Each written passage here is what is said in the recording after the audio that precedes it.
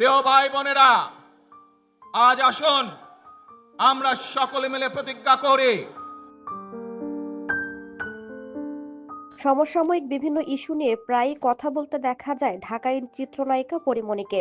মূলত সামাজিক মাধ্যমে ভক্তদের কাছে তা ভাগ করে নেন। এবার এই চিত্রনায়িকার একটি পোস্ট ঘিরে বেশ আলোচনা তার ভক্তদের মাঝে। অনেকের অনুমান, বিএনপির ভারপ্রাপ্ত চেয়ারম্যান তারেক রহমানের এক বক্তব্য মনে ধরেছে নায়িকার। বৃহস্পতিবার সন্ধ্যায় নিজের ভেরিফাইড ফেসবুক পেজে দেয়া এক পোস্টে পরীমনি লেখেন, আজ এদেশের মানুষ চায়। যখন বললেন, একদম শির দ্বারা এসে বিঁধল। কি যে এক মুগ্ধতা ছড়িয়ে পড়ল চারিদিকে। শান্তি নেমে আসুক সবার জীবনে, আর কিছু চাওয়ার নেই।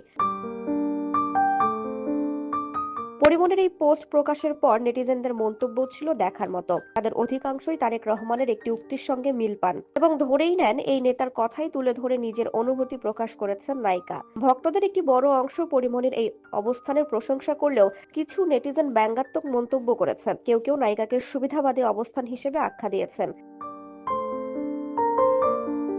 দীর্ঘ ১৭ বছর পর ঘরে ফিরলেন তারেক রহমান। বৃহস্পতিবার দেশে ফিরেছেন তিনি। তার ঐতিহাসিক প্রত্যাবর্তনকে কেন্দ্র করে সারা দেশে উৎসবের আমেজের পাশাপাশি তারকা অঙ্গনের অনেকেই নানা ধরনের উচ্ছ্বাস ও বার্তা দিয়েছেন। এমন সময় পরীমনির এই পোস্ট আলোচনার জন্ম দিল। এদিন তারেক রহমান সমাবেশে দেশের মানুষের গণতান্ত্রিক অধিকার ও নিরাপত্তার কথা তুলে ধরেন। বলেন, আজ বাংলাদেশের মানুষ কথা বলার অধিকার ফিরে পেতে চায়। তারা তাদের গণতান্ত্রিক অধিকার ফিরে পেতে চায়। বাংলাদেশের মানুষ চায় তারা তাদের যোগ্যতা অনুযায়ী ন্যায্য অধিকার পাবে।